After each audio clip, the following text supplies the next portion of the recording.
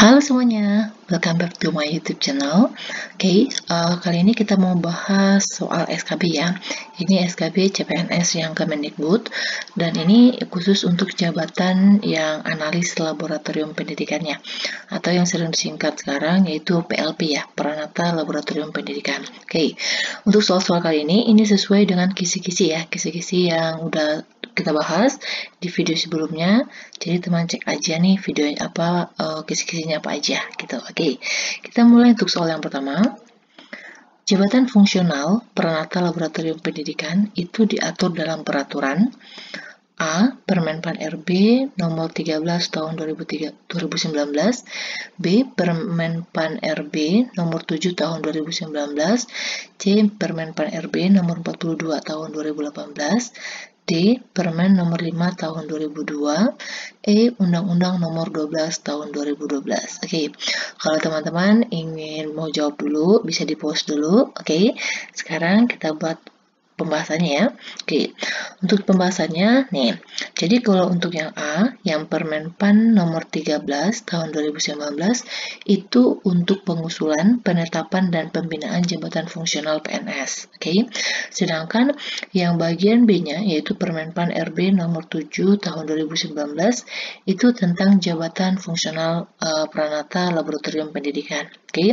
Sedangkan kalau yang C-nya itu adalah Permenpan RB nomor 42 tahun 2018, ini tentang pengangkatan PNS ya dalam jabatan fungsionalnya, yaitu melalui penyesuaian atau infasing.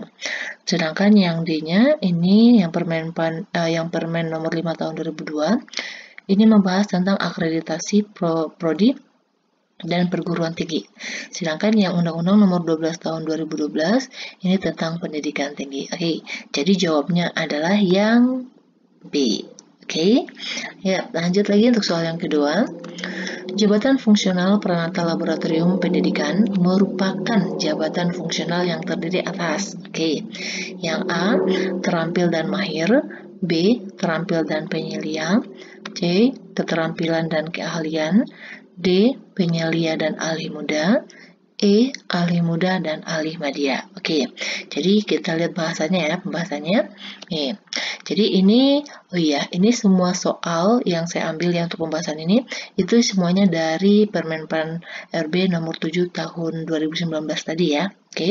Jadi ini tercantum yaitu di bab 3-nya bahwa jabatan fungsional Peranata Laboratorium Pendidikan itu terdiri dari dua fungsional, yaitu yang pertama adalah kategori keterampilan dan yang kedua adalah kategori keahlian. Sehingga jawaban yang benar adalah yang C. Lanjut lagi untuk soal yang ketiga. Jenjang jabatan fungsional Peranata Laboratorium Pendidikan kategori keterampilan adalah A. Terampil, mahir, dan penyelia, B. Terampil, ahli pertama dan penyelia, C. Mahir, ahli muda dan penyelia, D. Mahir, ahli muda dan ahli media, E. Terampil, ahli media, dan mahir. Jadi kalau teman-teman mau jawab dulu, di pause aja. Sekarang kita bahas. Jadi ini dari Permenpan RB-nya ya, bahwa jenjang jabatan fungsional untuk Peranata Laboratorium Pendidikan yang kategori keterampilan dari yang paling rendah ya, ini sampai paling tinggi, yaitu terdiri dari Peranata Laboratorium Pendidikan terampil, mahir, dan penyelia. Jadi jawabnya itu adalah yang A. Lanjut lagi untuk yang nomor 4. Jenjang jabatan fungsional Peranata Laboratorium Pendidikan kategori keahlian. Kalau tadi keterampilan, sekarang yang keahliannya. A. Terampil, mahir, dan penyelia. Yang B. Terampil, ahli muda, dan penyelia. Yang C. Ahli pertama, ahli muda, dan ahli media. D. Ahli pertama, ahli muda, dan penyelia. Yang E. Ahli pertama, mahir, dan ahli media. Jadi jawabnya adalah nih pembahasannya.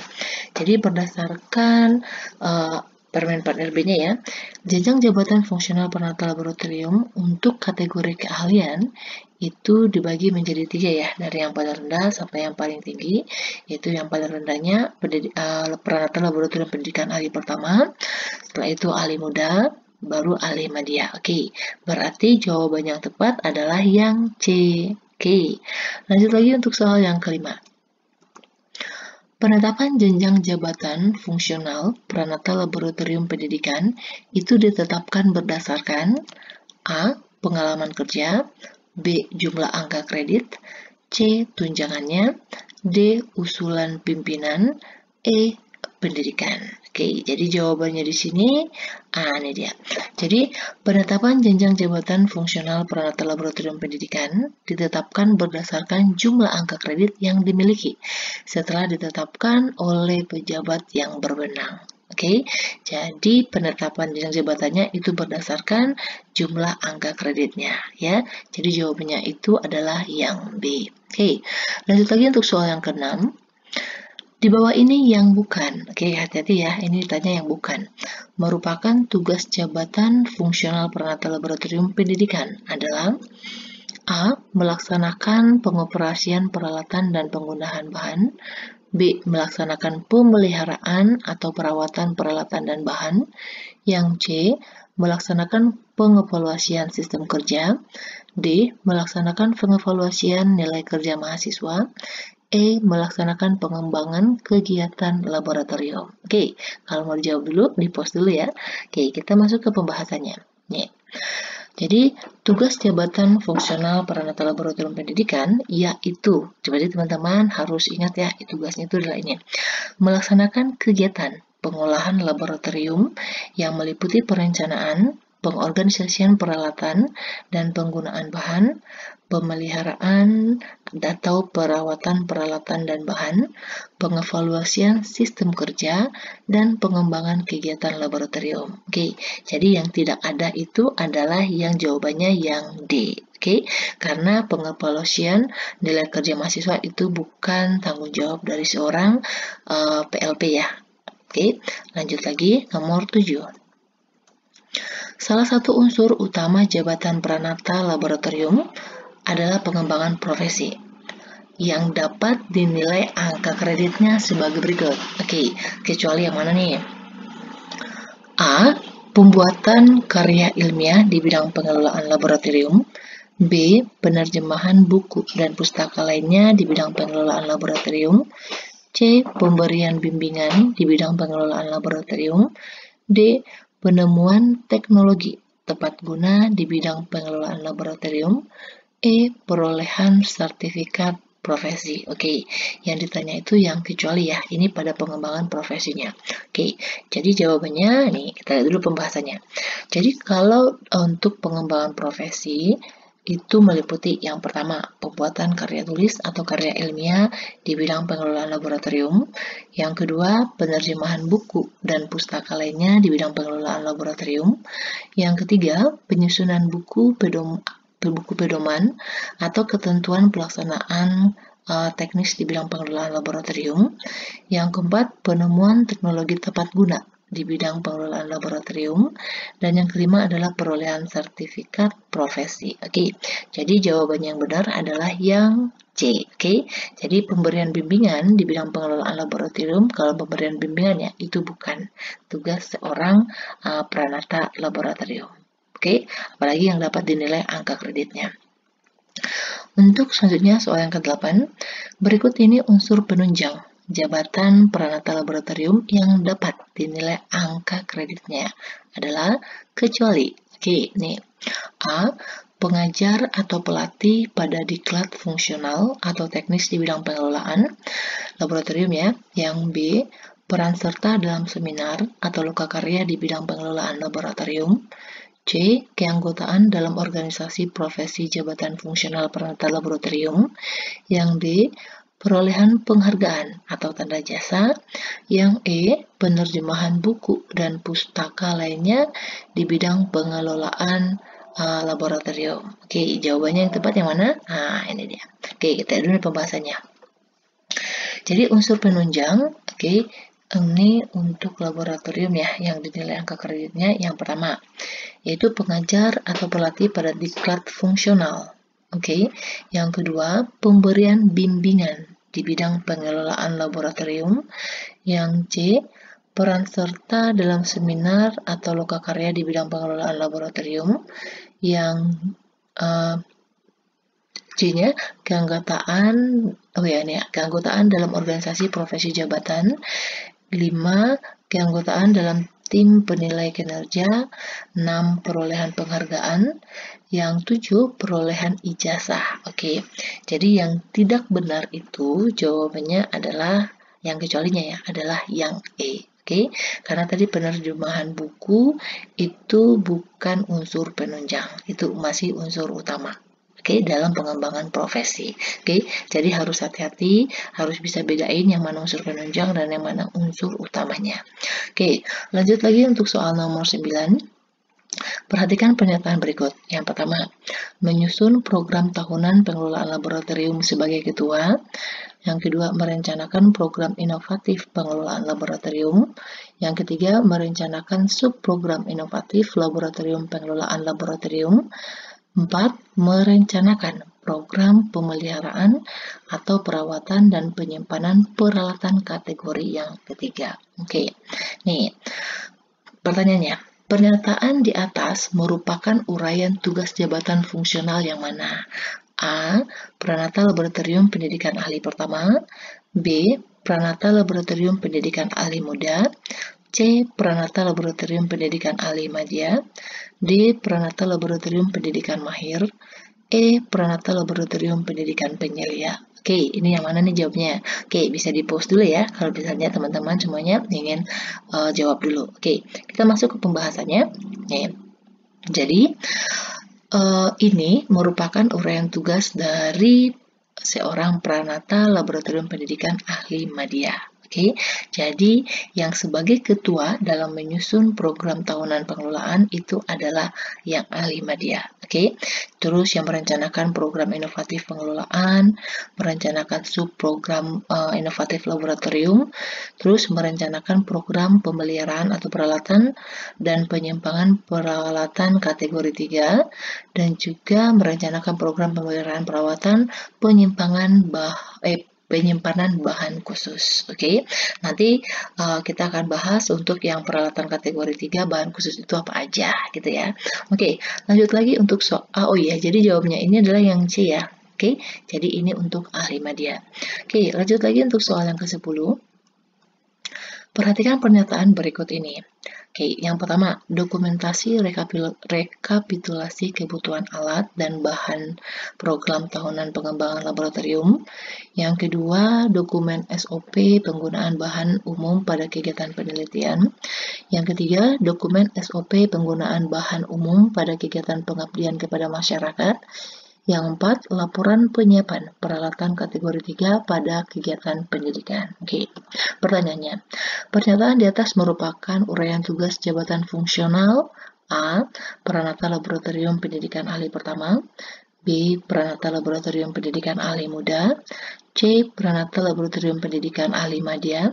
D. Pranata Laboratorium Pendidikan Mahir. Dan E. Pranata Laboratorium Pendidikan Penyedia. Oke, jadi ini adalah tugas atau uraian tugas dari jabatan fungsional adalah pendidikan mahir. Oke, jadi yang 4 ini adalah untuk Pranata Laboratorium Pendidikan Mahir ya. Jadi teman-teman semuanya ini berdasarkan kisi-kisi nih. Jadi teman-teman harus tahu nih apa aja uraian tugas dari setiap jabatan Pranata Laboratorium, apakah pada bidang keterampilan dan juga di bidang keahliannya. Oke. Jadi ini jawabannya adalah yang D. Oke, yang mahir. Lanjut lagi untuk soal nomor 11. Nilai angka kredit yang diperoleh atas hasil penugasan Pranata Laboratorium Pendidikan yang berada satu tingkat di atas jenjang jabatannya. Oke, maksudnya di sini tadi kan kalau misalnya kita perhatikan kalau jabatan misalnya kalau keterampilan itu kan yang paling rendah adalah terampil, mahir, baru penyelia. Jadi yang dimaksud di sini adalah jika seorang yang jabatannya terampil itu mengerjakan uraian tugas atau tugas dari yang mahirnya. Oke, Jadi nilai angka kreditnya itu gimana? Oke, yang A, 40% dari angka kredit setiap kegiatan, B, 60% dari angka kredit setiap kegiatan, C, 75% dari angka kredit setiap kegiatan, D, 80% dari angka kredit setiap kegiatan, yang E, 100% dari angka kredit setiap kegiatan. Oke, nah, jadi kalau teman-teman mau jawab dulu di pause aja ya. Oke, sekarang kita lanjut pembahasannya. Ini dia. Jadi berdasarkan pasal 10 nih, bahwa yang menjadi persentase nilai angka kreditnya jika seorang peranata itu mengerjakan tugas atau penugasan di atas satu tingkat dari jabatannya, itu akan mendapatkan angka kredit 80%. Oke, 80% dari setiap butir kegiatan. Ini yang bagian A-nya ya. Oke, jadi jawabannya adalah yang D. Oke, saya lanjut lagi untuk soal yang ke-12. Nilai angka kredit yang diperoleh atas hasil penugasan peranata laboratorium pendidikan yang berada satu tingkat di bawah jenjang jabatannya. Kalau yang tadi di atas jabatannya, kalau yang sekarang di bawah jabatannya. Oke, ini pilihannya. A, 40% dari angka...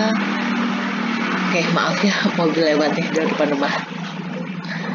Oke, yang A 40% dari angka kredit setiap kegiatan, B 60% dari angka kredit setiap kegiatan, C 75% dari angka kredit setiap kegiatan, D 80% dari angka setiap kegiatan, E 100% dari angka kredit setiap kegiatan. Oke, kita lihat pembahasannya ya. Nih.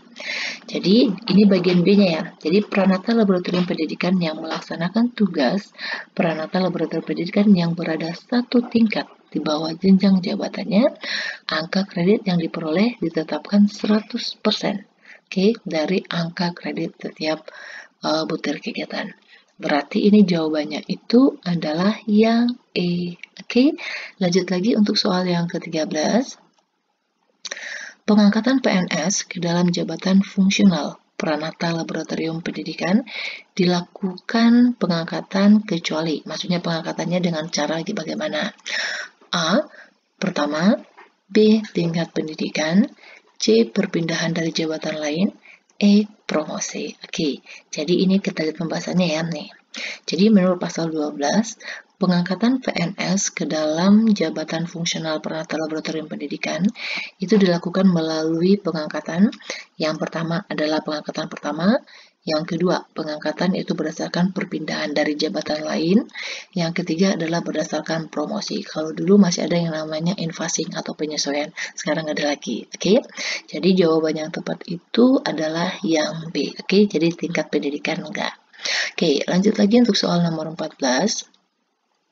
Syarat seorang PNS yang diangkat dalam jabatan fungsional peranata laboratorium pendidikan kategori keterampilan melalui pengangkatan pertama adalah, ini syaratnya ya, yang A, memiliki integritas dan moralitas yang baik, B, berijazah paling rendah S1 dengan pendidikan yang relevan, C. Mengikuti dan lulus uji kompetensi teknis, kompetensi manajerial, dan kompetensi sosial kultural, D.